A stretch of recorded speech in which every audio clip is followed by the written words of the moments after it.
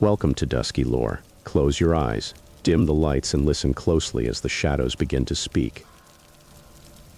Story 1.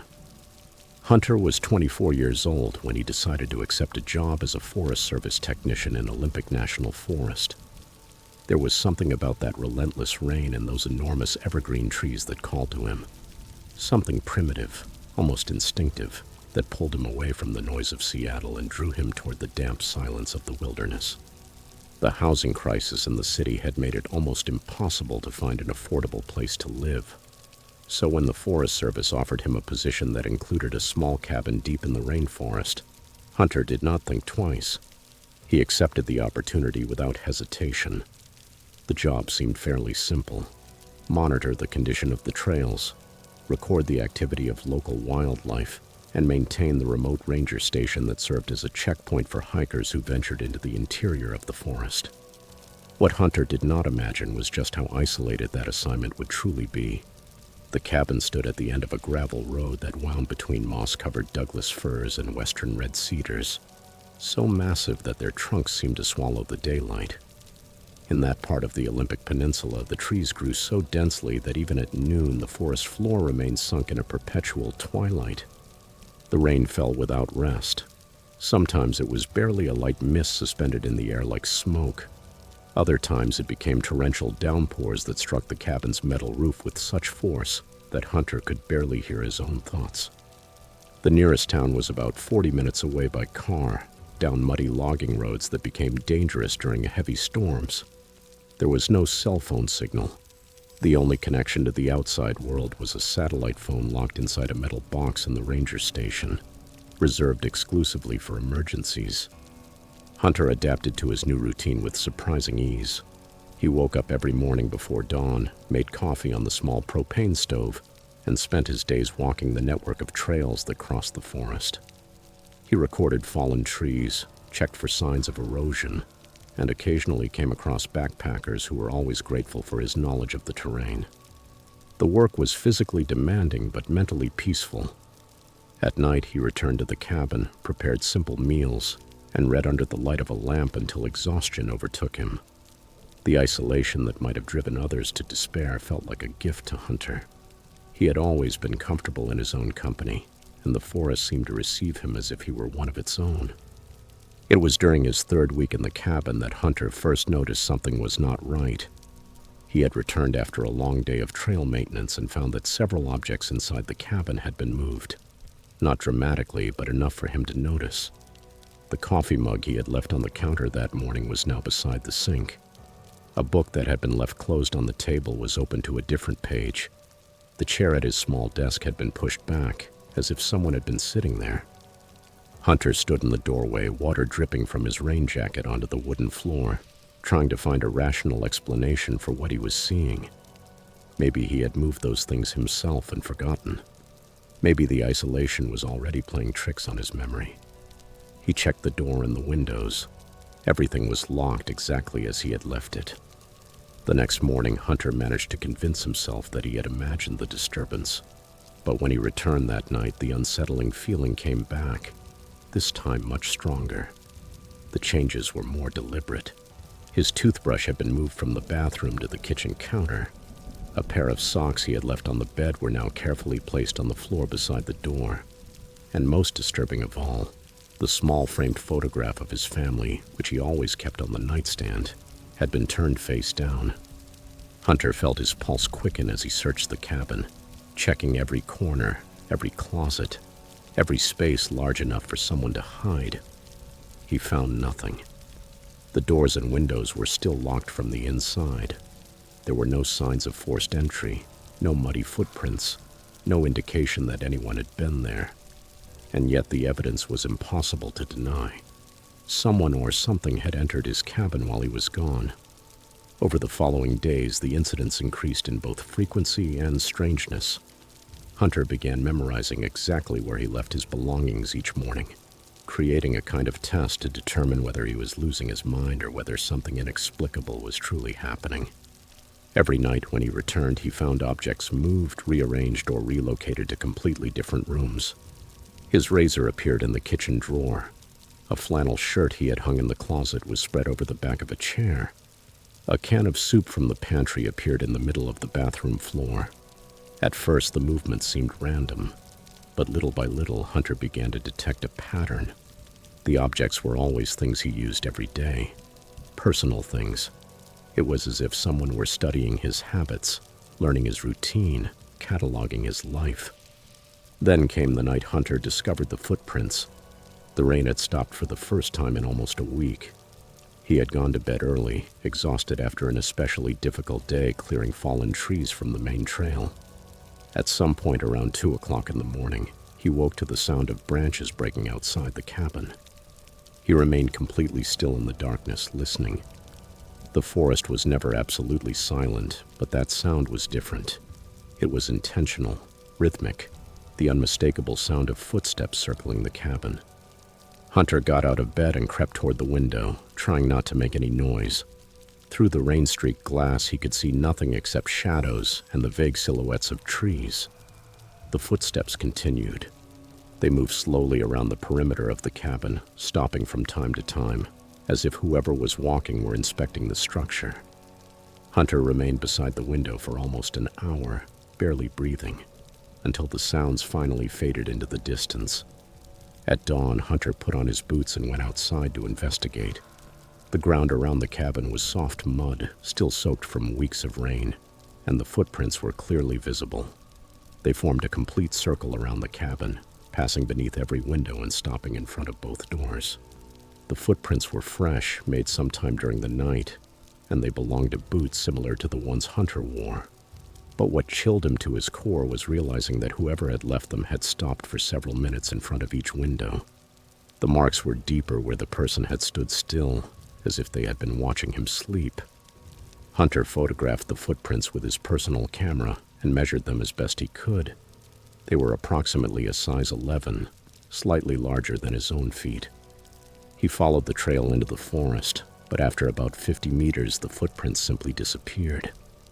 There was no indication of where that person had come from or where they had gone. The following week brought with it a new level of terror Hunter never would have imagined possible. He began finding his own belongings outside the cabin, placed in the forest as if someone were building a shrine. A t-shirt that had been missing for days was hanging over a low branch just beyond the tree line. His toothpaste had been squeezed out in a line across a fallen log. A pair of his underwear had been stuffed into the hollow of a cedar tree. Each discovery sent waves of nausea through him. The violations were becoming more intimate, more invasive. Whoever was doing this was not only watching him, they were collecting fragments of his life, taking souvenirs, marking territory.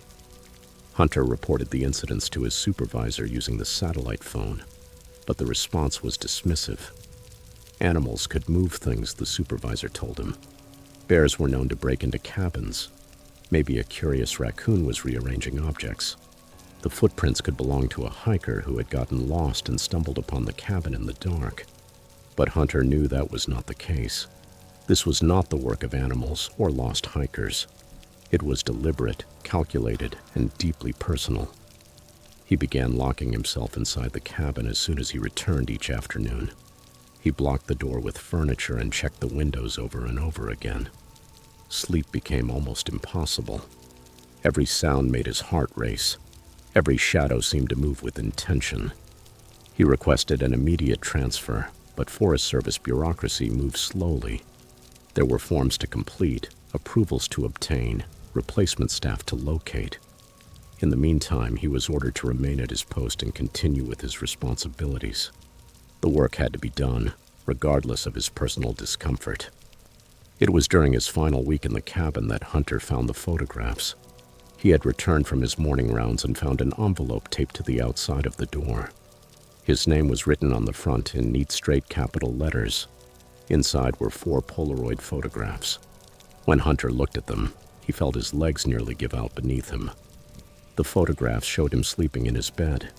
The images had been taken through the cabin window on different nights, judging by the different t-shirts he was wearing and the different positions in which he appeared lying down. In one of the photographs, his face was clearly visible under the dim light of the lamp he left on at night. In another, the camera had captured him in the middle of a dream with a peaceful expression, unconscious of the predator watching him from the darkness. The fourth photograph was the most terrifying. It had been taken from inside the cabin, from the foot of his bed, aimed at him while he slept. Whoever had taken those photos had been inside the room with him, standing over him, documenting him without his knowledge or consent. Hunter did not return to his duties that day. He packed a single bag with essential items, left everything else behind, and drove directly to the Forest Service headquarters in Port Angeles. He submitted his resignation immediately, refusing to return to the cabin, even to collect the belongings he had left there. He also filed a formal complaint and handed copies of the photographs over to the local authorities. The sheriff's department sent deputies to investigate, but they found nothing.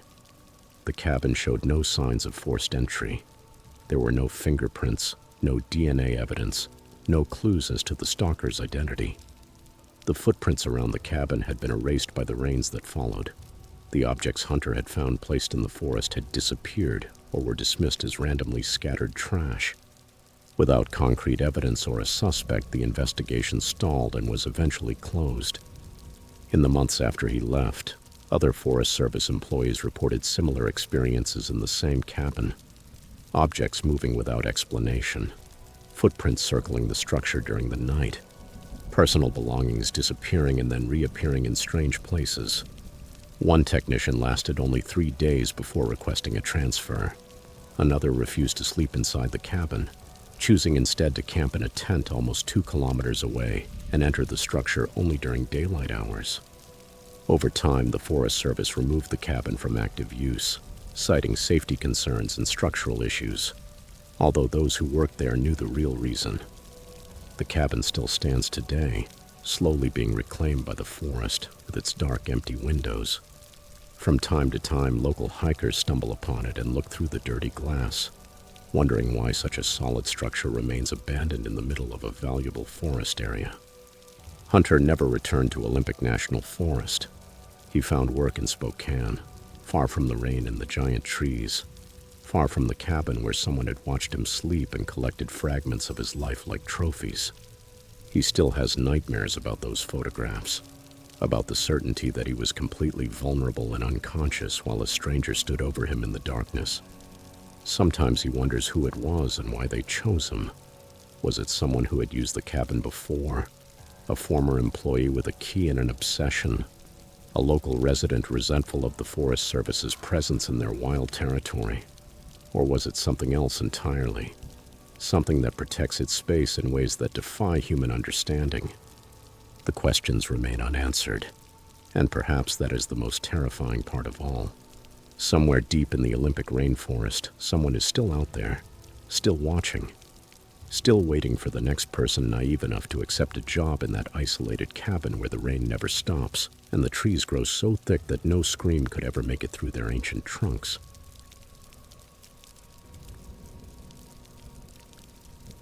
Story 2. Brooklyn and Jonathan were both in their mid-20s at the time. They were experienced hikers, people who believed they knew the trails of the Cascade Mountains well. They had planned that 3-day backpacking trip for months, carefully choosing a route that crossed some of the most remote wilderness areas in the state of Washington. The North Cascades were known for their unpredictable weather and difficult terrain, but that was exactly what drew them to the region. Brooklyn worked as a graphic designer in Seattle and longed to escape the digital world. Jonathan was a software engineer and spent most of his waking hours staring at computer screens. For both of them, those trips into nature meant much more than simple recreation. They were necessary reminders that there was a world beyond the limits of urban life, a world of ancient forests and crystal-clear lakes, where human worries seemed insignificant beneath gigantic peaks that had stood there for millennia. They began the hike on a Thursday morning in late September, when the summer crowds had already thinned out and the autumn rains had not yet begun in full force. The trailhead was located at the end of a Forest Service road that only vehicles with good ground clearance could access. They had driven up the night before in Jonathan's truck and slept in the parking area, eager to get an early start. By 7 o'clock in the morning, they were already on the trail. Their backpacks were loaded with food, camping gear, and all the supplies they would need for 3 days of self-sufficiency. The plan was simple. They would hike 8 miles to a remote alpine lake, set up camp, spend 2 nights exploring the surrounding area, and then return by the same route. Cell phone signal disappeared within the first mile from the trailhead. The emergency satellite beacon Jonathan carried in his backpack was their only connection to civilization, reserved only for life or death situations. The first day of hiking was spectacular. The trail climbed steadily through old-growth forest. The air was filled with the scent of cedar and pine. Moss hung from the branches like green curtains. Ferns covered the forest floor like a thick carpet. They crossed several streams on improvised log bridges, with water flowing clear and icy from glacial melt in the higher parts of the mountain. By mid-afternoon, they had climbed above the tree line and entered a landscape of granite and heather. The lake appeared before them just before sunset, a perfect mirror of turquoise water, tucked into a natural cirque of jagged peaks. They set up the tent in a flat area near the shore, cooked dinner on their portable backpacking stove, and watched as the stars appeared one by one while darkness descended over the mountains. That first night passed without incident. They slept deeply, exhausted from the long climb, and woke to frost on the rainfly of the tent and their breath visible in the cold mountain air. After a quiet breakfast, they spent the day exploring the area around the lake.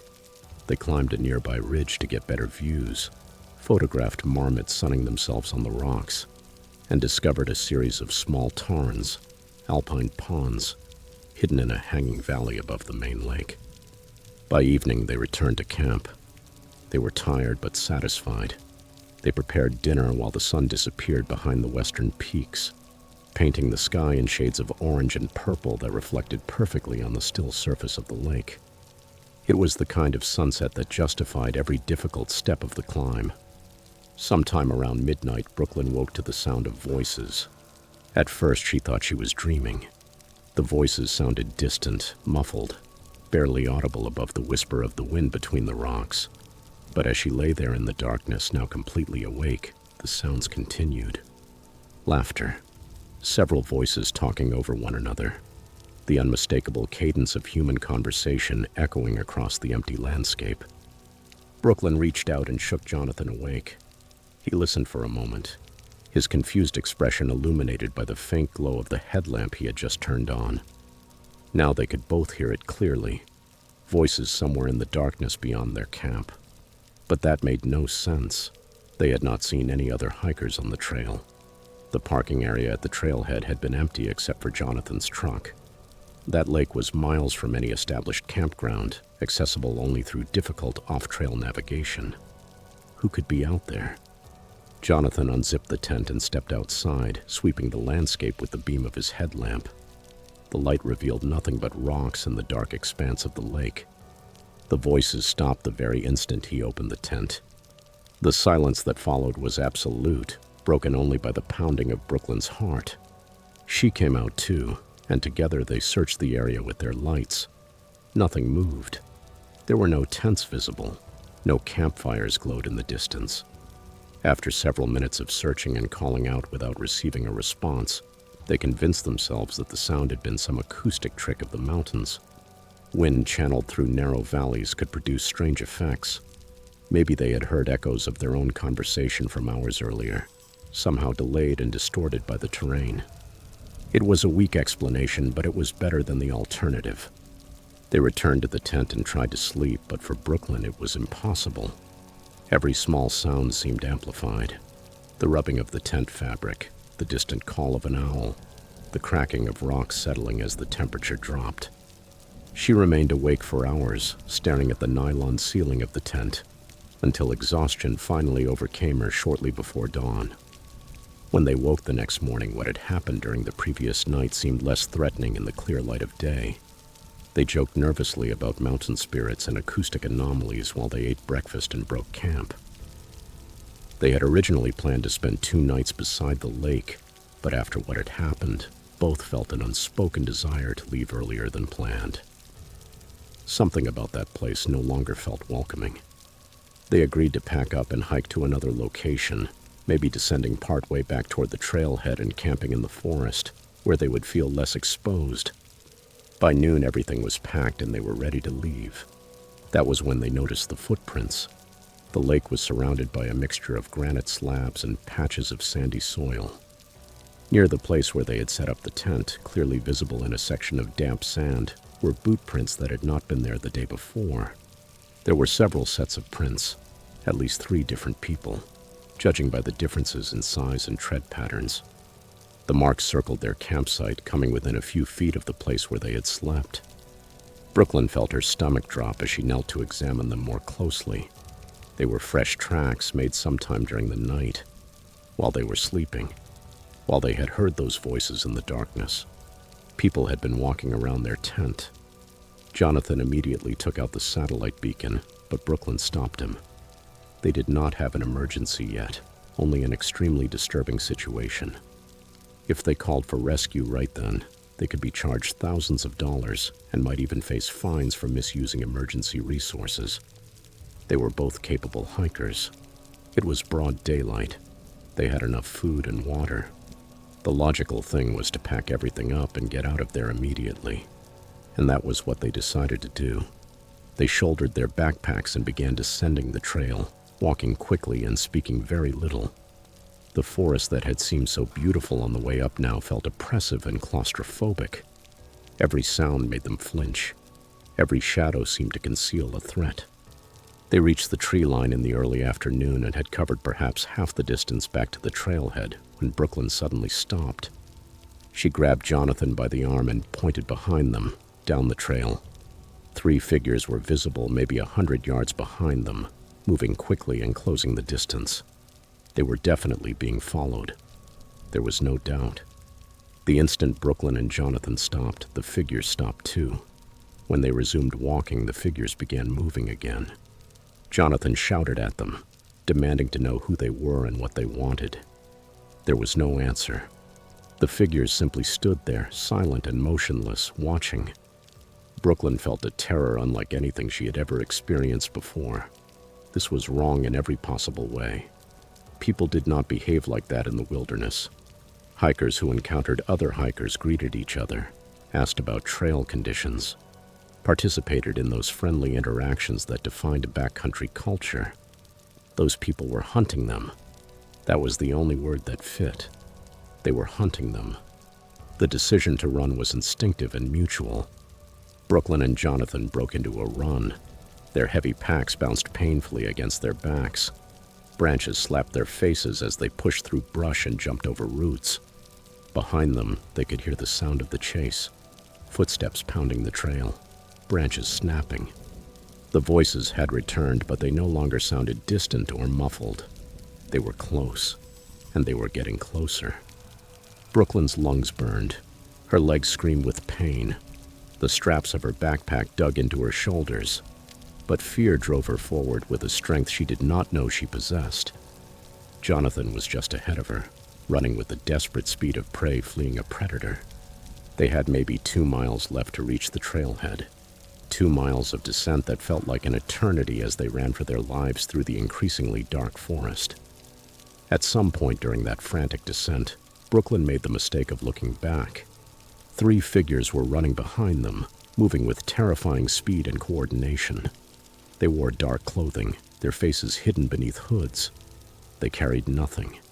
They had no backpacks or gear, which allowed them to move much faster than Brooklyn and Jonathan with their heavy loads. She screamed at Jonathan to run faster, but they were already running at the absolute limit of their strength. Then her foot caught on a root, and she fell hard. The impact knocked the air from her lungs. Jonathan stopped abruptly, skittered across the ground, and pulled her up.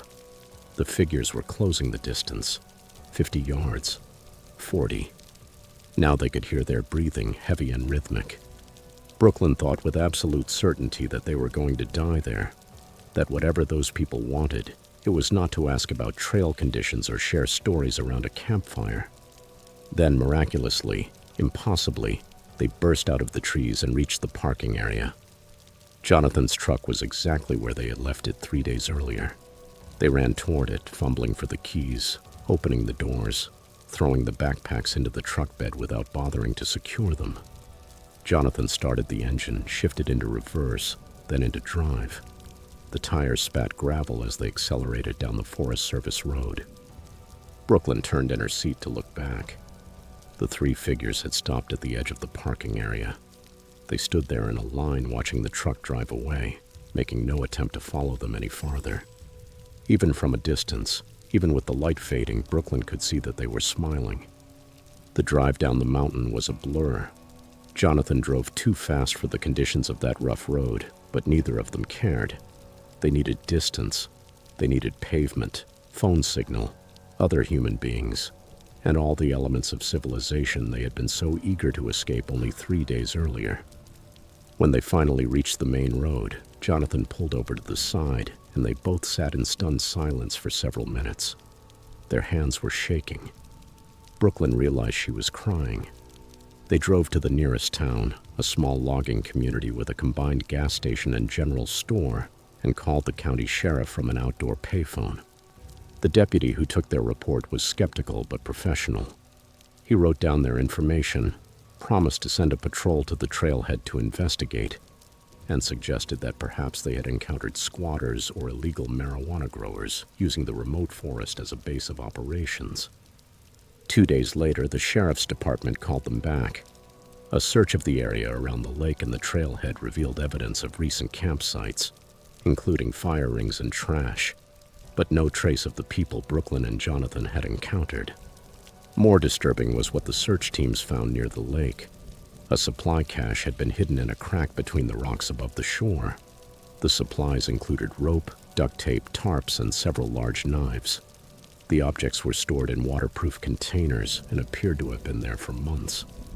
The sheriff told them investigators believed the area was being used as a staging point for illegal activity, possibly related to drug trafficking or poaching. He thanked them for reporting the incident and suggested that perhaps they had unknowingly walked into the middle of a criminal operation. According to him, the people who chased them were probably trying to scare them away rather than hurt them, protecting their territory from unwanted witnesses. Brooklyn did not believe that explanation, not for 1 second. She remembered those smiles as the figures watched them drive away. That was not the expression of people protecting a criminal operation. It was the expression of people who enjoyed the hunt, who took pleasure in terrifying others, who were disappointed because their prey had managed to escape. She and Jonathan never returned to the Cascade Mountains. They sold their backpacking gear and began rock climbing in indoor gyms, where the walls were made of plastic and the only danger was falling a few feet onto padded mats. Brooklyn still has nightmares about voices echoing over dark water. Jonathan flinches at sudden sounds and refuses to camp anywhere that does not have cell phone signal. They never talk to their friends or family about what happened. Some experiences defy all explanation, and some truths are too disturbing to be shared. Somewhere in the North Cascades, perhaps still camped near that beautiful turquoise lake, 3 figures wait in the darkness for the next group of hikers reckless enough to wander too far from civilization. The mountains keep secrets that should never be discovered, and Brooklyn and Jonathan learn that lesson in the most terrifying way imaginable.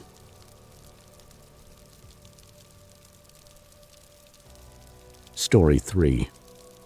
The following story took place in 2019, when Skylar was working as a wildlife researcher stationed near the Hoh Rainforest. For her, that position was a dream come true.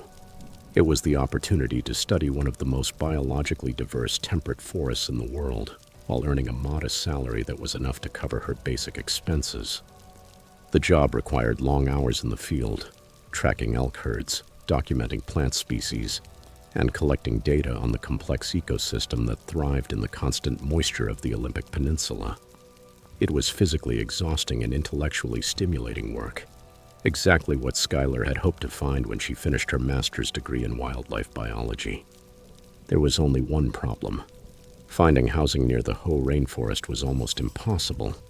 The area was remote, sparsely populated, and most available rentals were summer vacation properties whose owners refused to rent them year-round to researchers. Skylar spent weeks searching for housing until she finally found a post in a Facebook housing group. The listing was simple and direct. Private cabin available for long-term rental. Fully furnished, utilities included. Quiet location near forest access roads. The rent was surprisingly affordable, far below the usual price in the area, which should have been her first warning sign. But Skylar was desperate and running out of options. The research position started in 2 weeks, and she could not afford to turn down the job simply because she had nowhere to live. She wrote to the owner, a man who identified himself only as David. He replied within minutes, explaining that he had recently moved overseas for health reasons and was renting out his cabin to help cover the mortgage. He could not show her the property in person, but his brother lived nearby and could give her access for a viewing. When Skylar arrived to see it, the cabin exceeded her expectations. It sat at the end of a gravel road, surrounded by enormous Sitka spruces and western hemlocks. The interior was rustic but well-maintained. It had a wood-burning stove, a small but functional kitchen, and a bedroom with large windows that looked directly into the forest. The furniture was sparse, though sufficient. A bed, a table with 2 chairs, a worn sofa, and several shelves filled with nature guides and field journals. David's brother, a quiet middle-aged man who introduced himself as Tom, walked her through the property and answered her questions about utilities and trash collection. Everything seemed legitimate. Tom handed her a set of keys and told her to take her time looking around. He left before she finished exploring, telling her to lock up and leave the keys in the mailbox when she was done. Skylar signed the lease by email that same night. David sent her a standard rental agreement. She transferred the first month's rent and the security deposit, and within 3 days, she was moving her belongings into the cabin. The first few weeks were quiet and uneventful. She settled into a routine of early mornings in the field, long hikes through dense vegetation, wildlife tracking, and silent evenings in the cabin reviewing her data and preparing reports. The isolation did not bother her. In fact, she welcomed it. After years of living in crowded apartments with noisy roommates during a college and graduate school, the solitude of the rainforest felt like a gift. She had very little contact with David. He sent her a brief email at the beginning of each month confirming that he had received the rent payment and asking if everything was fine with the property. She always replied that yes, everything was in order. It was during her 4th week in the cabin that David's messages began to change. At first, the change was subtle, barely noticeable. He asked about her research, showing interest in the animals she was studying. Skylar did not think much of it. Many landlords made conversation with their tenants, and David seemed genuinely curious about the ecology of the area. She responded with brief summaries of her work, describing the elk populations and the difficulties of moving through the dense forest. But then David's questions became more specific, and that was when the first hints of unease began to slip into her mind. He asked about the blue rain jacket she wore during her fieldwork. How did he know it was blue? She had never sent him any photographs. He mentioned that she kept her field notebooks on the kitchen table. How had he seen her kitchen table? He commented that in the mornings she seemed to prefer tea instead of coffee. How could he know that? Skylar tried to rationalize that knowledge. Maybe Tom had mentioned those details during some visit she had not noticed. Maybe there were old photographs of the cabin's interior where objects appeared in similar places. Maybe David was making accurate guesses based on the typical habits of a researcher, but those explanations felt forced and insufficient. She began paying closer attention to David's messages, and what she discovered chilled her blood. He knew what time she left the cabin each morning and when she returned in the afternoon. He knew she had reorganized the bookshelf in the living room. He knew she had moved the sofa away from the wall to reach an outlet.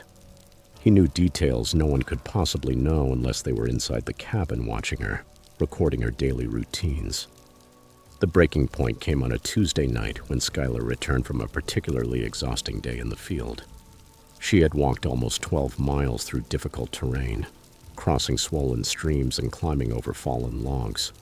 She was covered in mud, tired, and wanted only to take a hot shower and go to bed early. As she unlocked the cabin door and stepped inside, her phone vibrated with a message from David. The text was brief but chilling.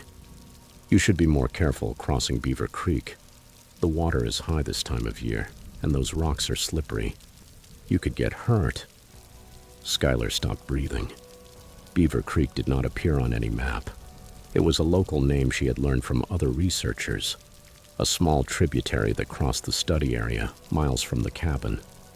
She had crossed it that afternoon, carefully stepping over moss-covered stones while the swollen current rushed hard beside her boots. No one had been with her.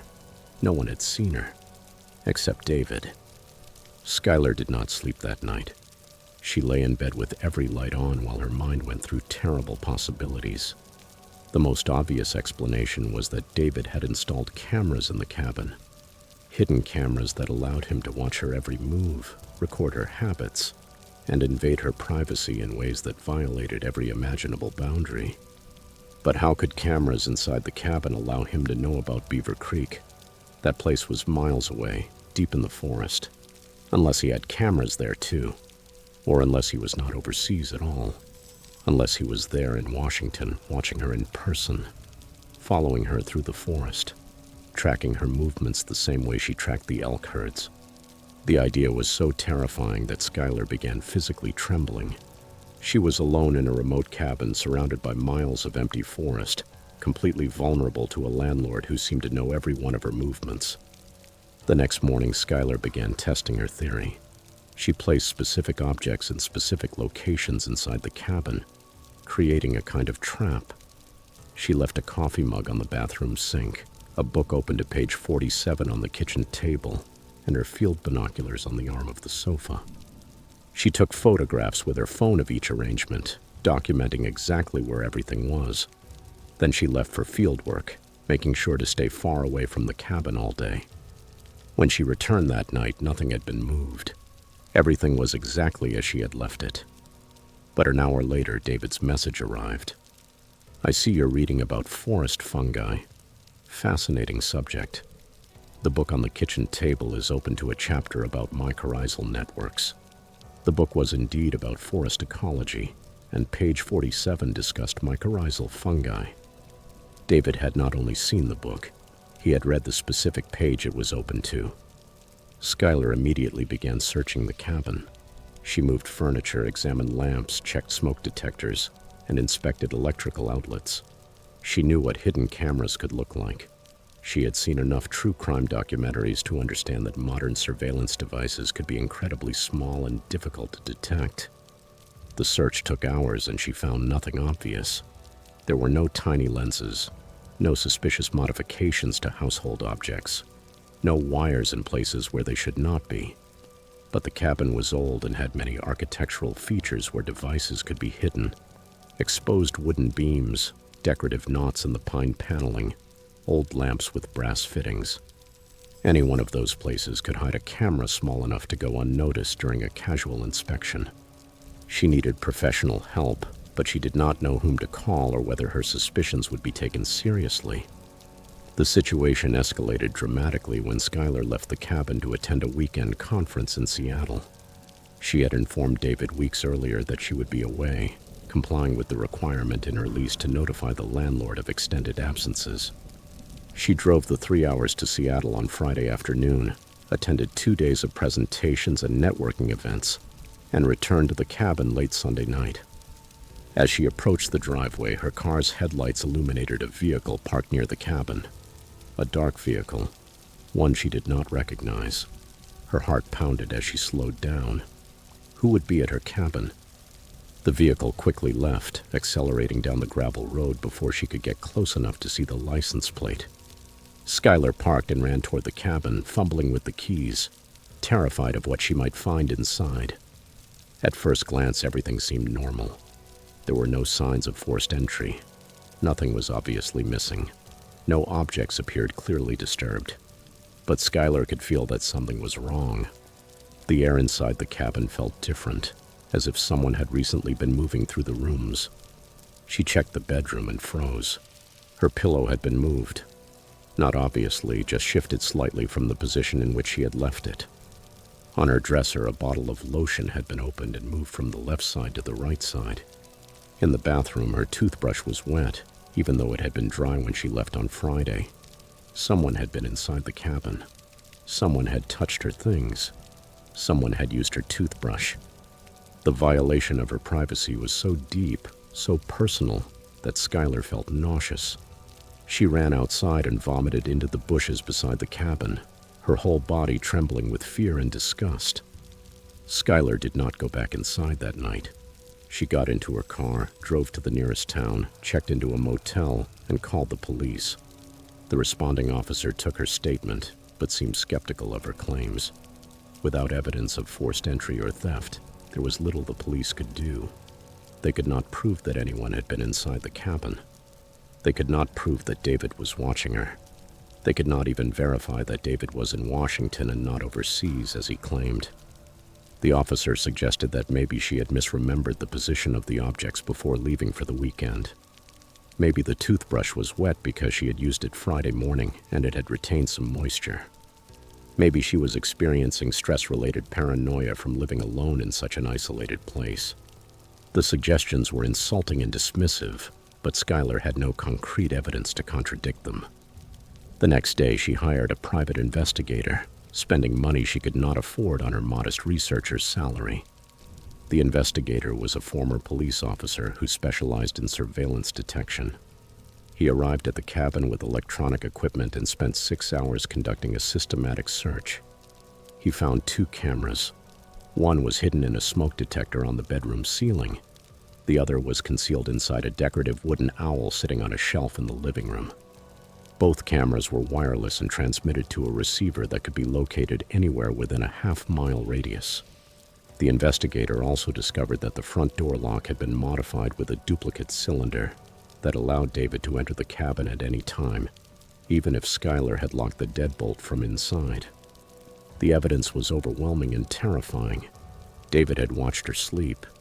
David had watched her dress and undress. David had documented her most private moments for months. With the investigator's report and photographs of the surveillance equipment, Skylar returned to the police. This time they took her seriously. David was charged with multiple counts of illegal surveillance and criminal trespassing.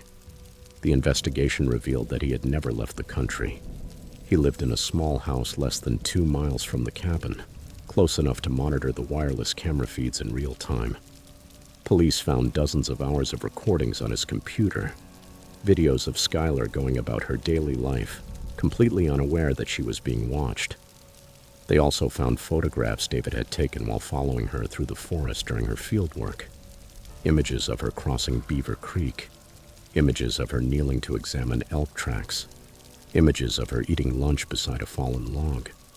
He had been stalking her both inside the cabin and outside in the wilderness. A predator studying his prey with meticulous attention to detail. David was arrested and charged, but the legal process moved slowly. Skylar broke the lease immediately, losing her security deposit, and moved her belongings into temporary housing while she searched for somewhere else to live.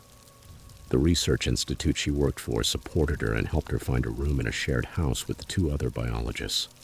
She also requested a restraining order, which was granted while she awaited the criminal trial. But the damage had already been done. The feeling of violation, the loss of safety, and the knowledge that someone had watched her most intimate moments and had taken satisfaction from that surveillance left scars that would take years to heal. Skylar completed her research contract but declined an offer to extend it for another season. She left the Hoh Rainforest and accepted a position at a university in the Midwest, far from the rain, the towering trees, and the cabin where her privacy had been so deeply violated. David eventually pleaded guilty to reduced charges and served 18 months in county jail. For Skylar, the sentence was insufficient, barely a slap on the wrist for crimes that had fundamentally altered her sense of safety in the world. She never returned to the state of Washington. The rainforest, which had once represented opportunity and adventure, came to mean terror and betrayal. Sometimes late at night, when she is awake in her apartment thousands of miles away, Skylar wonders whether David has already been released from jail, whether he has found another victim, whether some other young woman is renting that cabin and living her life without knowing that eyes are watching her from hidden cameras, and footsteps are following her among the trees. That thought haunts her, but there is nothing more she can do.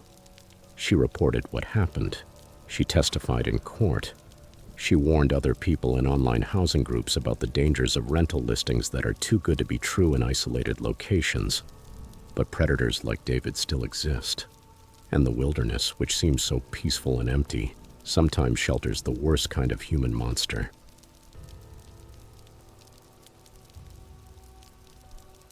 Story 4. This happened in 2021, when Aaron was living in Forks, Washington, and working night shifts at a 24-hour gas station on Highway 101. The town of Forks was small, isolated, and known mostly for having been the setting of a famous vampire romance saga that, years earlier, had attracted a wave of tourists. But by 2021, that tourism boom had already faded, and Forks had returned to its quiet existence as a logging and fishing community on the edge of the Olympic Peninsula. Aaron was 22 years old. He had dropped out of community college and moved to Forks from Tacoma after a difficult breakup that left him needing a fresh start. The job at the gas station was not glamorous, but it paid him enough to cover the rent for a small studio apartment and left his days free to hike through the surrounding rainforest. The gas station where Aaron worked was located at the intersection of Highway 101 and a Forest Service road that led deep into Olympic National Forest. During the day, the place received a steady flow of tourists heading toward the coast and logging trucks hauling timber down from the mountains. But during Aaron's shift, which ran from 11 o'clock at night until 7 o'clock in the morning, the station often remained completely deserted for hours. Aaron did not mind the isolation. He spent the nights reading, watching movies on his phone, and occasionally helping the rare customer who came in to get gas or buy a snack during the early morning hours.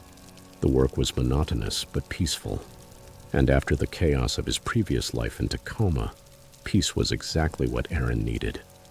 The regular customer began appearing during Aaron's third week on the job. He was a man in his mid-40s of average height, with thinning brown hair and metal-framed glasses that gave him an academic look. He drove an unremarkable silver sedan and always arrived around 2 o'clock in the morning to buy coffee and a packaged sandwich. He was polite and soft-spoken, making casual comments about the weather, or asking Aaron how his night was going. Aaron appreciated the company. Working alone through the entire night could get lonely, and having a friendly, frequent customer broke up the monotony a little. The man introduced himself as David. He explained that he worked irregular hours as a freelance writer and often found himself awake at odd times. He lived somewhere in the area, though he was vague about the exact location. Aaron did not press him for details. In small towns, customers' privacy was respected. Over the following weeks, David became a regular presence every night. He arrived at roughly the same time, bought the same items, and spent 10 or 15 minutes talking with Aaron before returning to his car. The conversations were pleasant and seemingly innocent. David asked Aaron about his life, about the reasons that had brought him to Forks, about his interests and hobbies. Aaron began to open up, sharing details about his breakup, his struggles with college, and his love for nature. David listened attentively, offering advice and words of encouragement. He seemed genuinely interested in Aaron's well-being, and that felt good. After months of feeling adrift and disconnected, Aaron began to look forward to David's visits, seeing them as the most interesting part of an otherwise tedious shift. The change in the dynamic was so gradual that Aaron did not notice it happening. David began staying longer during his visits, sometimes remaining there for 30 or 40 minutes. He started asking more personal questions. What time did Aaron get off work? Did he have a girlfriend or boyfriend? Where exactly was his apartment? Did he live alone? When Aaron thought about those questions later, they seemed invasive. But in the moment, surrounded by the fluorescent lights of the empty gas station and grateful for human interaction, he answered without suspecting anything. David also began appearing at unexpected times. Sometimes he arrived at midnight, just as Aaron's shift was beginning. Other times he appeared shortly before 7 o'clock in the morning, saying he wanted to catch him before he left. The frequency of his visits increased from once a night to 2 or even 3 times during a single shift. It was during Aaron's 6th week on the job that he felt truly uncomfortable for the first time. David had arrived around 1 o'clock in the morning and stayed for more than an hour, leaning against the counter and talking nonstop. The conversation had become strange. David asked whether Aaron ever felt lonely working nights. He suggested that they should spend time together sometime outside the gas station. He mentioned that he had a cabin a few miles into the forest and that Aaron could visit him if he ever needed company. The invitation felt wrong in a way Aaron could not put into words. There was an intensity in David's eyes, a neediness that set off alarms inside him. Aaron politely declined the invitation, saying that he valued his limited free time and preferred to spend it hiking alone. David's expression darkened for only an instant before he smiled and said he understood. But as he was leaving that night, he stopped at the door, turned back toward Aaron, and said something that chilled him. "I know where you live, Aaron. The apartment above the hardware store. If you ever change your mind about coming to visit me, just let me know." Aaron had never told David where he lived. The realization struck him like a physical blow. He stood behind the counter, staring at the empty parking lot where David's silver sedan had just driven away, while fear crawled up his spine. How did David know his address? Had he followed him home after a shift? Had he been watching him? Aaron took out his phone and considered calling the police. But what would he say? "A regular customer knows where I live." That was not illegal. David had not threatened him. He had not done anything openly criminal. But every instinct Aaron had screamed that something was terribly wrong. The next night, David did not appear during his shift, and Aaron felt relieved. Maybe David had noticed his discomfort and decided to buy his coffee somewhere else. But when Aaron walked to his car in the employee parking area behind the gas station at 7 o'clock in the morning, he found a folded piece of paper tucked under the windshield wiper. The note was handwritten in neat straight capital letters. "I missed seeing you last night. I hope you're not avoiding me. We have such good conversations. I feel like there is a real connection between us." The note was signed with David's name and included a phone number. Aaron crumpled the paper and threw it into a nearby trash can, his hands shaking. That had crossed a line.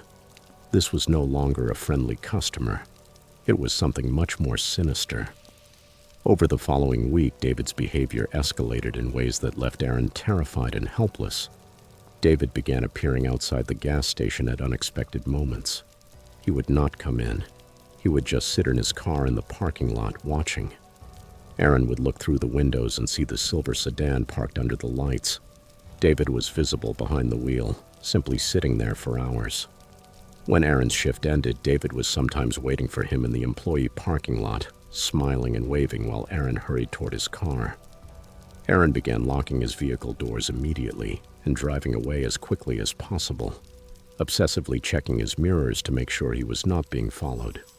But several times he saw the silver sedan a few cars behind him, maintaining the same speed through the empty streets of Forks before dawn. The worst incident happened on a Thursday morning. Aaron had finished his shift and driven home, relieved not to see any sign of David's vehicle. He parked behind the hardware store and climbed the exterior stairs to his studio apartment, exhausted and anxious to sleep. But when he unlocked the door and stepped inside, he froze. Someone had been in his apartment. Nothing was clearly destroyed or stolen, but small details were wrong. His mail, which he had left stacked on the kitchen counter, had been organized into neat piles. The coffee mug he had left in the sink was now in the drying rack, washed and dry. Most disturbing of all was his bed. It had been made with hospital corners, something Aaron never did. He stood in his small apartment, feeling violated and terrified, and understood that David had been inside his home. Aaron called the police immediately. 2 officers arrived in less than 20 minutes and took his report seriously. They documented the signs of unauthorized entry, photographed the rearranged objects, and took fingerprints. Though they warned Aaron that unless they found a match in the system, the fingerprints alone would not be enough to identify the intruder. Aaron told them everything about David, the increasingly intense behavior, the notes, the surveillance. The officers assured him they would investigate and advised him to document any future contact. They also suggested that he consider requesting a restraining order if David's behavior continued. In the meantime, they arranged for more frequent patrols in the area and gave Aaron direct contact numbers for non-emergency situations. David appeared at the gas station that same night. He came in at his usual time, 2 o'clock in the morning, smiled at Aaron, and walked up to the counter as if nothing had changed. Aaron's heart was beating so hard that he thought he might faint. He told David that he was no longer welcome at the station and that he needed to leave immediately. David's smile did not disappear. "Why are you being so unkind, Aaron? I thought we were friends." Aaron reached for the phone to call the police, but David raised his hands in a gesture of peace. Okay, I'll leave, but you're making a mistake. We could have something special." He left slowly, maintaining eye contact the entire time, and drove away. Aaron did not see David again after that night, but the fear did not lessen. He discovered that the lock on the exterior door of his building was broken, allowing anyone to access the interior stairwell. His landlord promised to fix it, but did not seem to consider it urgent. Aaron began blocking his apartment door with furniture and sleeping with a baseball bat beside the bed. He changed his work schedule, requesting day shifts, but the gas station owner told him they needed overnight coverage and that he could not accommodate the change without hiring someone else.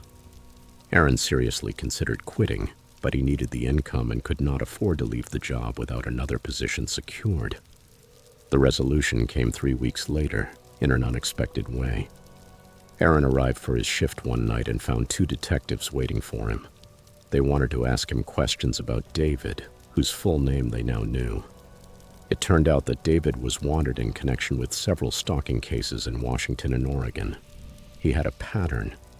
He chose young men who worked alone in isolated places, befriended them, then escalated to surveillance and harassment.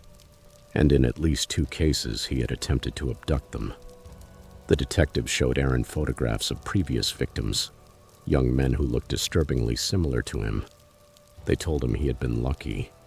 His decision to report early and involve the police had probably prevented a much more serious incident. David was arrested a month later in Oregon, where he had already moved on to a new victim who worked at a remote truck stop. He was charged with multiple counts of stalking, burglary, and attempted kidnapping. Aaron was asked to testify in the Washington case, and he did, though the experience left him emotionally exhausted. David pleaded guilty to avoid trial and received a 10-year sentence, but the damage to Aaron's sense of safety was deep and lasting. He quit his job at the gas station and returned to Tacoma, unable to endure the isolation of Forks any longer. He struggles with anxiety and paranoia, checking locks multiple times, avoiding conversations with strangers, and always scanning his surroundings for threats. Aaron occasionally shares his story on internet forums, hoping to warn others about the dangers of isolation and about predators who seek out vulnerable people in remote places. He wants people to understand that kindness can be used as a weapon, that the kindness of strangers should be received with a healthy dose of skepticism, and that trusting your instincts when something feels wrong can save your life. The rainforests of Washington are beautiful and majestic, but they are also home to people who use that beauty and isolation to hunt those who wander too far from safety. Aaron learned that lesson the hardest way, and he considers himself lucky to have escaped with nothing more than psychological scars. Not everyone who encounters a predator in the darkness is that fortunate.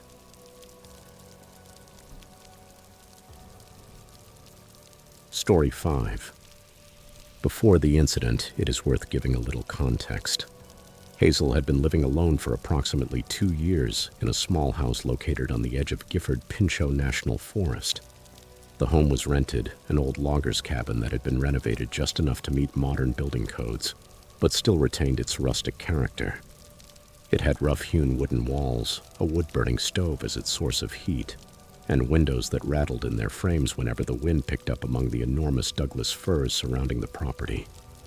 Hazel was 29 years old and worked from home as a botanical illustrator, creating detailed drawings of native plant species for field guides and educational materials. The isolation suited her perfectly.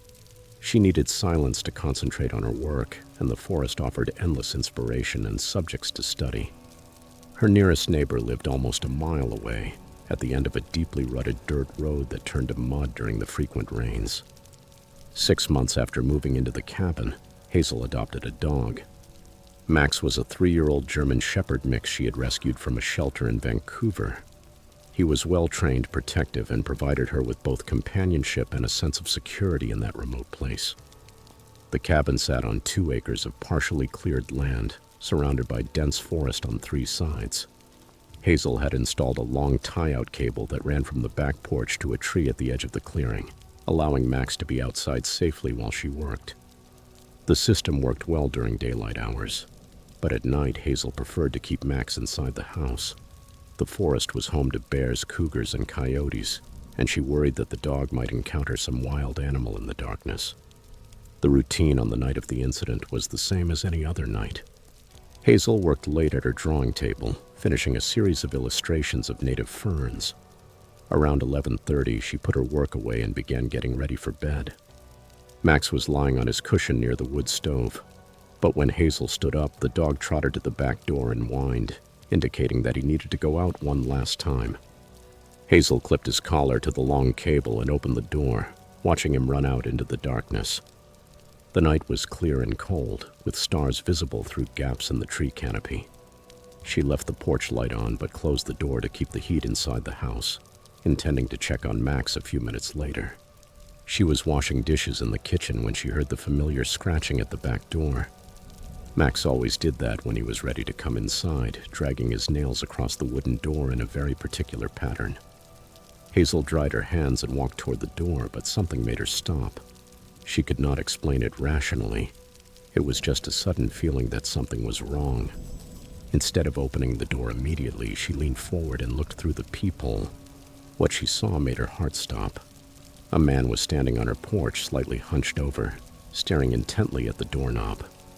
He was wearing dark clothing, and his face was partially hidden by a hood.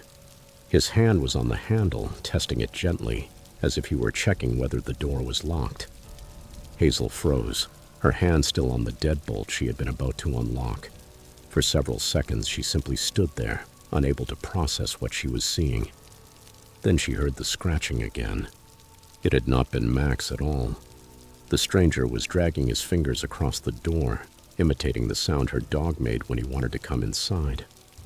The realization sent a wave of terror through her entire body. That person had been watching her. He knew her routines. He knew how Max let her know he wanted to come in, and he was using that knowledge to trick her into opening the door. If Hazel had not looked through the peephole, if she had simply opened the door the way she did every night, the stranger would have been right there, separated from her only by air and opportunity. Hazel slowly backed away, trying not to make any noise that would alert the stranger that she knew he was there. Her phone was on the kitchen counter. She picked it up with trembling hands and called her husband Marcus, who was in Portland on a business trip and would not return until the weekend. He answered on the second ring, his voice heavy with sleep. Hazel whispered frantically that there was someone on the porch, that Max was still outside, and that she did not know what to do. Marcus woke up completely at once. He told her to get away from the door and not hang up. He was trying to think, trying to form a plan from 200 miles away, while his wife remained in danger. That was when Hazel remembered that Max was still outside with a stranger. The thought turned her stomach. If that stranger hurt her dog, she would never forgive herself. But going outside meant exposing herself to danger. The back door opened directly onto the porch where the intruder was standing.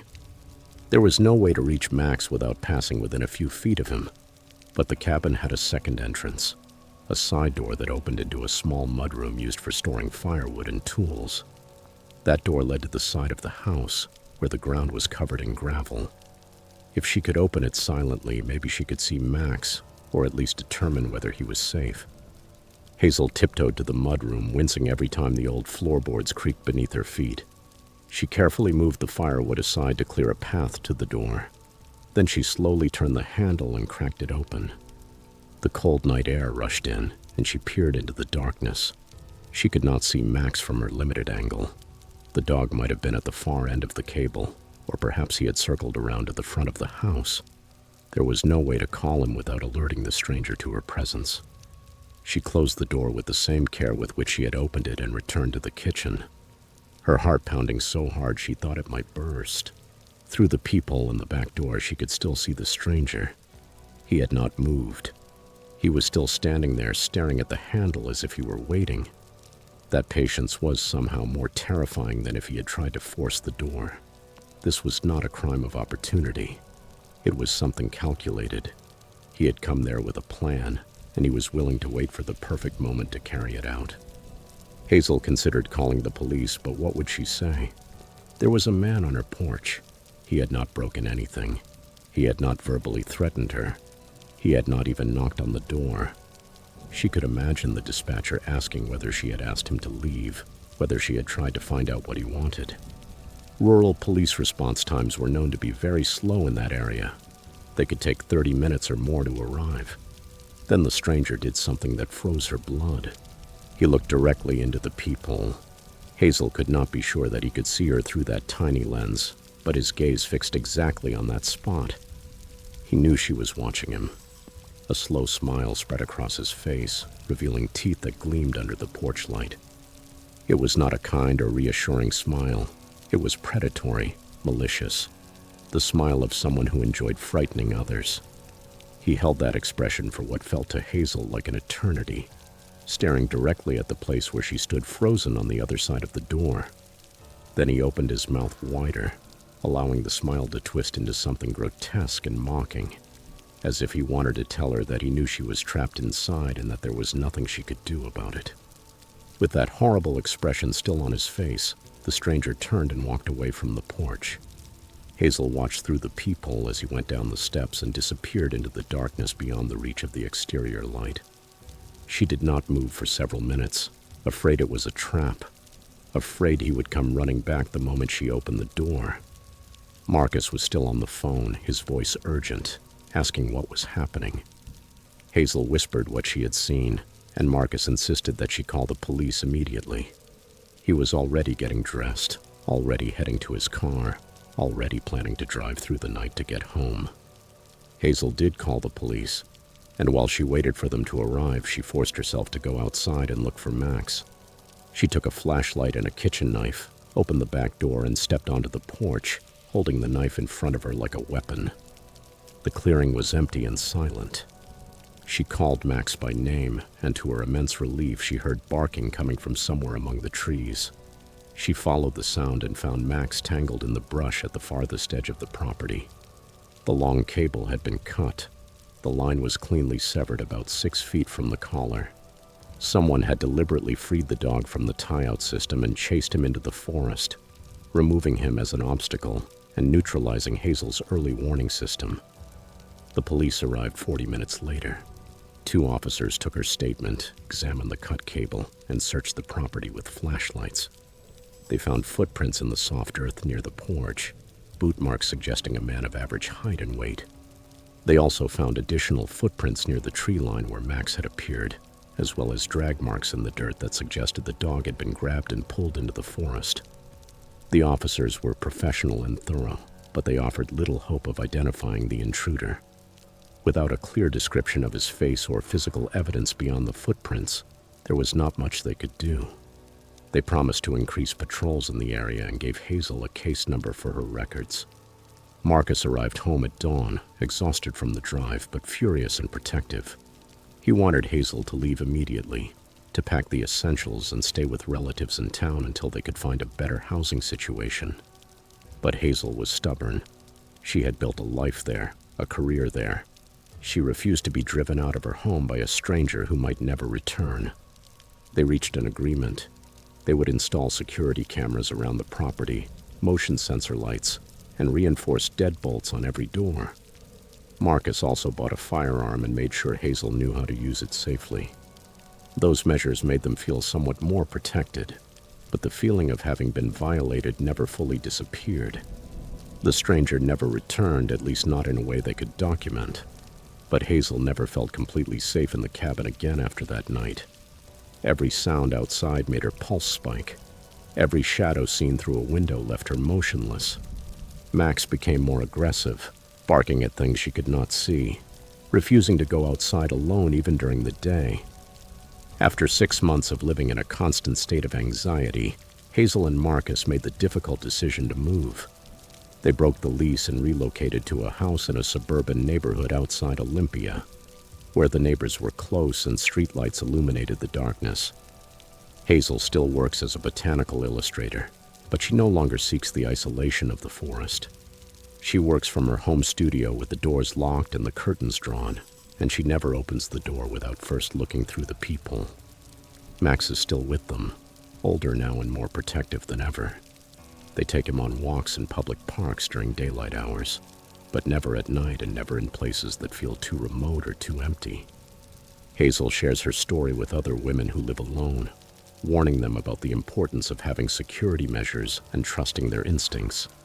She knows how lucky she was that night. If she had opened the door without looking, if the stranger had been faster or more aggressive, the outcome could have been unimaginably different. The forests of Washington state are beautiful and majestic, but they also provide cover for those who hunt in the darkness. And Hazel will never forget the smile of the predator who stood on her porch, imitating the scratch of her dog at the door, waiting for her to make a fatal mistake.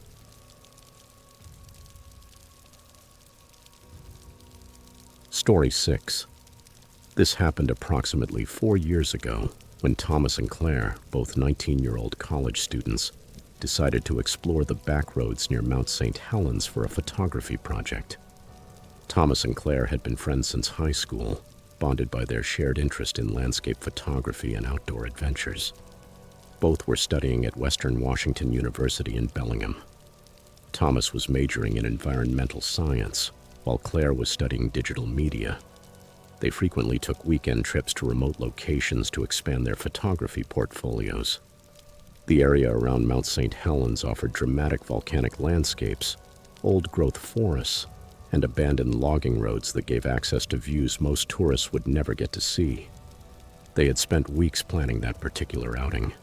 They researched locations on satellite maps and read trip reports from other photographers who had explored the region. They left campus early on a Saturday morning in October, driving Thomas's old Honda Civic south on Interstate 5 before turning east onto the winding mountain roads that led toward the volcano. The weather was perfect for photography, with scattered clouds creating dramatic lighting conditions and temperatures cool enough for comfortable hiking. By mid-morning, they had already left the paved roads behind and were traveling along Forest Service roads that changed from gravel to dirt and then into barely maintained tracks that threatened to scrape the underside of the Civic. Thomas drove carefully, wincing at every pothole and rock, while Claire navigated using a combination of GPS and hand-drawn maps they had made themselves from satellite imagery. The place they discovered exceeded their expectations. A dirt road wound through dense forest for almost 2 miles before emerging onto a ridge overlooking a valley carved by ancient lava flows. The trees opened up to reveal Mount St. Helens itself, with the crater clearly visible against the sky. Below them stretched rolling hills covered in golden grass, interrupted by clusters of alders and patches of volcanic rock.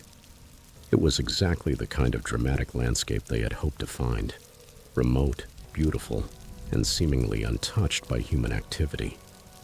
They parked the Civic in a widened section of the road and spent an hour walking around the area, looking for compositions and taking test shots. Thomas focused on wide landscape compositions, while Claire photographed details: the texture of lichen on rocks, the patterns of seed heads in the dry grass. It was during that exploration that they first noticed the other vehicle. An old Dodge Durango, its faded blue paint covered in dust and rust, was parked at the edge of a small cluster of trees about 100 yards from where they had parked. The vehicle looked abandoned. The windows were dirty, and the tires were half deflated. They walked toward it to investigate, intrigued by why someone would leave a vehicle in such a remote location. As they approached, they saw a man emerge from the tree line carrying a large black trash bag. The bag was full of something bulky and heavy, judging by the way the man held it. He was middle-aged, perhaps in his 50s, with weathered skin and clothes that looked as if they had not been washed in weeks. When he noticed that Thomas and Claire were looking at him, he stopped walking. He did not greet them. He did not raise his hand. He simply stood there, completely motionless, watching them from a distance. The stare lasted long enough to become uncomfortable. Thomas raised his hand in a friendly greeting, but the man did not respond. Claire suggested they return to the car, and Thomas agreed. They walked back quickly, both unsettled by the encounter, though trying to rationalize it. Maybe the man was a hunter disposing of remains. Maybe he was a hermit living in the forest who resented intruders in his territory. Maybe he was simply an unfriendly person who was suspicious of strangers. They got into the Civic and drove back down the dirt road toward civilization, joking nervously about the disturbing encounter, but already making plans to return at sunrise, when the lighting conditions would be better. They returned 2 days later, arriving at the location shortly before sunrise. The morning was cold and clear, with frost covering the grass and their breath visible in the air. They parked in the same spot as before and hiked up to a higher lookout point, carrying their photography equipment. The light was perfect, golden soft, illuminating the landscape with the kind of quality photographers dream of finding. They spent more than an hour taking photographs, completely absorbed in their work and in the beauty of the place. Claire was the first to notice the Durango coming down the dirt road. She pointed it out to Thomas, and they both recognized it immediately. It was the same vehicle they had seen before, the same vehicle that belonged to the man with the trash bag. The Durango passed their parked Civic and continued to the end of the road. Then it turned around and parked directly behind their car, blocking their exit. The driver did not get out. Thomas and Claire were about 300 feet away, on the hillside, watching through their telephoto lenses, as the man simply sat inside the vehicle with the engine running, making no attempt to leave or explain his presence. 20 minutes passed, then 30. Thomas suggested that they should return to the car, but Claire hesitated. Something about the situation felt wrong. Why would someone deliberately block their vehicle and then just sit there doing nothing? What did he want?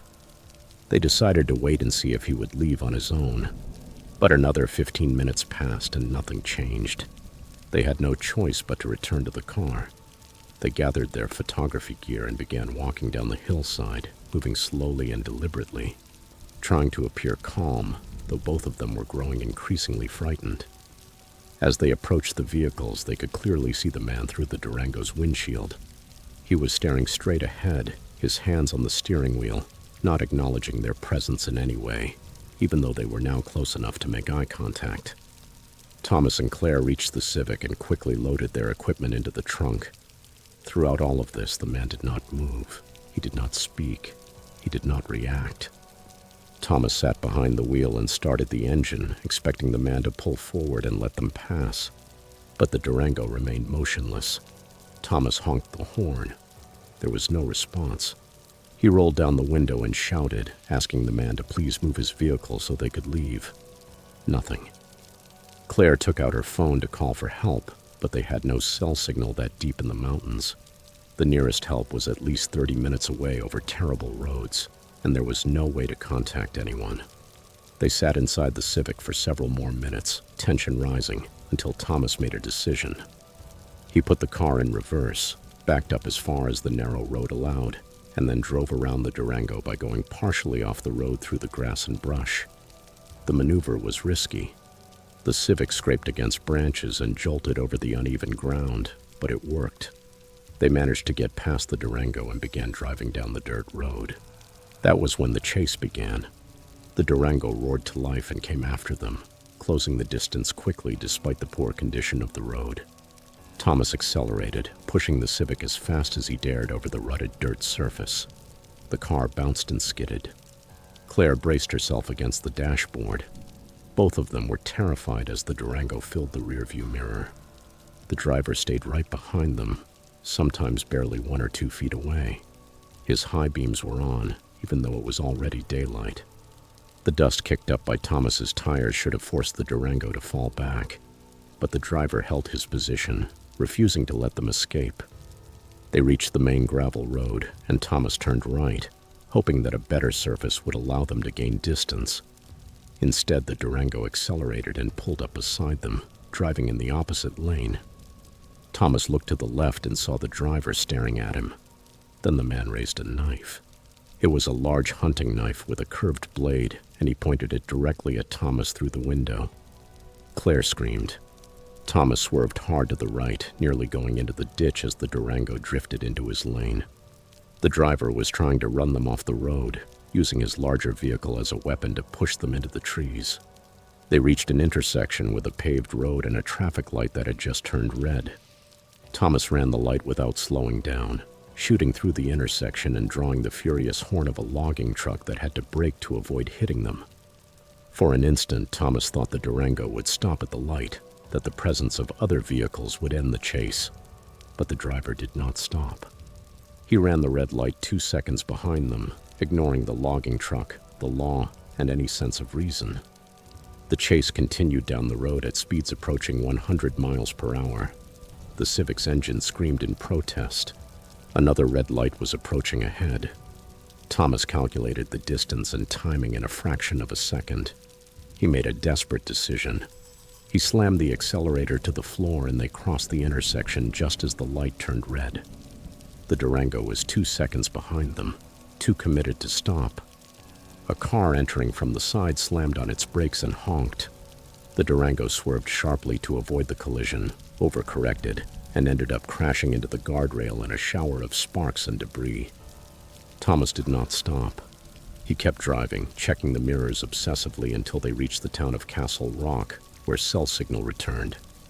Claire called 911 with shaking hands and reported everything that had happened while Thomas pulled into the parking lot of a busy gas station, surrounded by witnesses, security, and civilization. The police met them there 20 minutes later. Thomas and Claire gave their statements, describing the chase, the knife, and providing the license plate number Thomas had memorized. The officer took notes and seemed to take their reports seriously, which was a relief after how helpless they had felt during the chase. The follow-up call came later that same afternoon. The driver of the Durango had been arrested at the scene of the crash. He was intoxicated, had several outstanding warrants, and was being charged with assault and reckless endangerment. The officer also mentioned that when police searched the crash site and the area where the Durango had been parked, they found evidence of illegal dumping and possibly other criminal activity, though he could not provide details because it was an ongoing investigation. Thomas and Claire never returned to that place. The photographs they had taken that morning remained on their memory cards. Technically excellent images that neither of them could bear to look at without remembering the terror of the chase. They finished their photography projects using images from other locations and little by little stopped taking weekend trips together. The experience had changed something fundamental in the way they saw remote wilderness areas.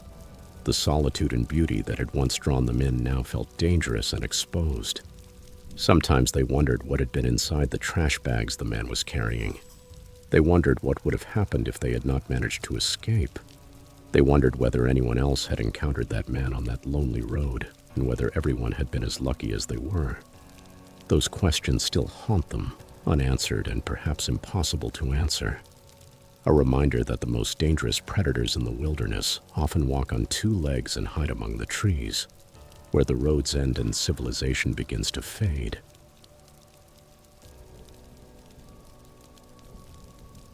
Story 7. Charles and Paisley had been married for 3 years when they decided to rent a house on a dead-end road bordering Colville National Forest in eastern Washington.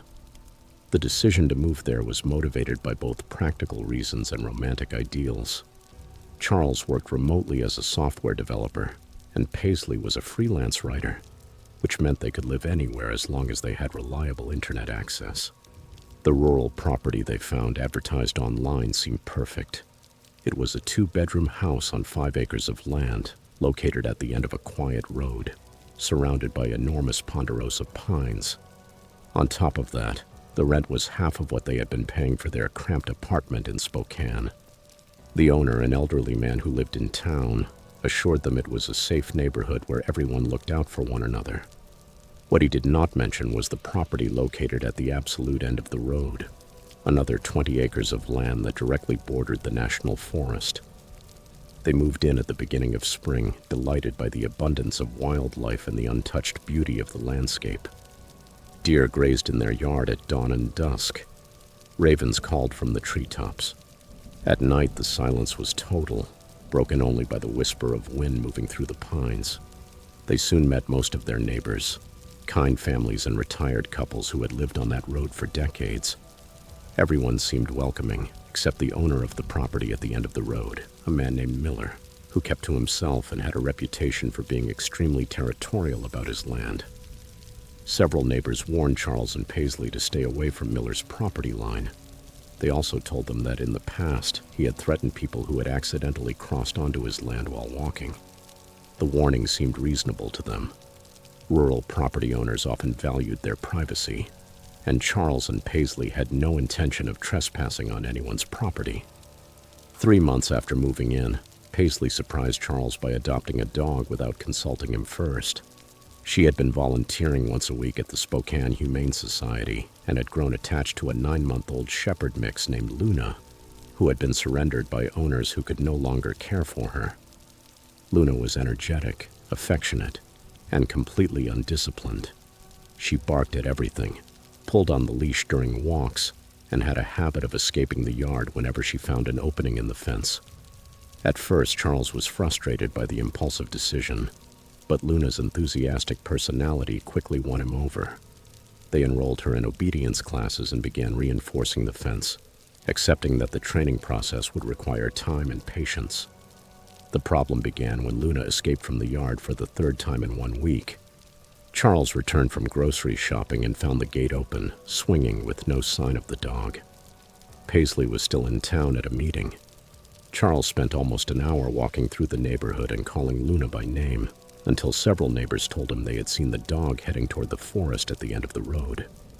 Charles's stomach sank. Miller's property was in that direction, and he did not like the idea of knocking on that man's door to ask about a dog that might have trespassed on his land. But Luna was already part of the family, and he had no other choice. Miller's house sat behind a wire fence that sagged in places. The yard was overgrown with weeds and filled with broken equipment and rusted vehicles. A hand-painted sign tied to the gate warned that trespassers would be shot. Charles hesitated, then called out from the road, asking if anyone was home. Miller came out almost immediately. He was a weathered man in his 60s, wearing stained work clothes. He walked to the fence and asked what Charles wanted, in a tone that made it clear he had no interest in a friendly conversation. Charles explained the missing dog and asked if he had seen her. Miller admitted that he had seen a dog running across his property earlier, and that he had chased it into the forest. He did not apologize or show any concern. He only suggested that Charles should control his animals better. The interaction was tense but brief, and Charles left feeling uneasy. Though grateful, the situation had not escalated. Paisley found Luna later that same afternoon, wandering near the beginning of a national forest trail. The dog was muddy and exhausted, but unharmed. They repaired the gap in the fence where she had escaped and hoped that would be the end of the incident. But that night, Charles woke at 2:30 in the morning to work, a habit he had developed to accommodate clients in different time zones. He made coffee, opened his laptop, and then looked out the window toward the road. There was a vehicle stopped there, running in the middle of the darkness. It was not parked in front of a neighbor's house. It was not passing through. It simply remained in the middle of the road in front of their property, with the engine running and the lights off. Charles watched for several minutes, confused. Then he grabbed a flashlight and stepped onto the porch. The instant the porch light came on, the vehicle quickly drove away. Charles managed to see it in the moonlight. It was a white pickup truck. Miller drove a white pickup truck.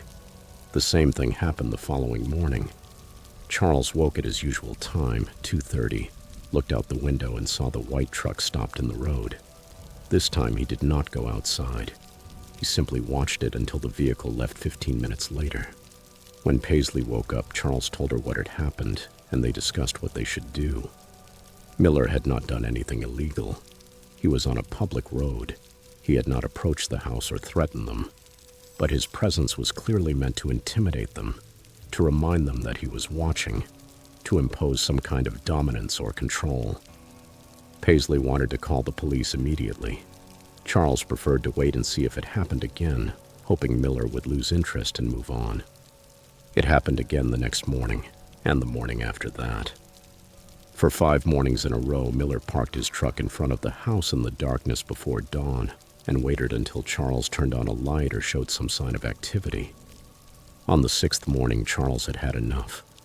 He called work and told his supervisor he would not be available until later that day. Then he stayed home and prepared to confront Miller.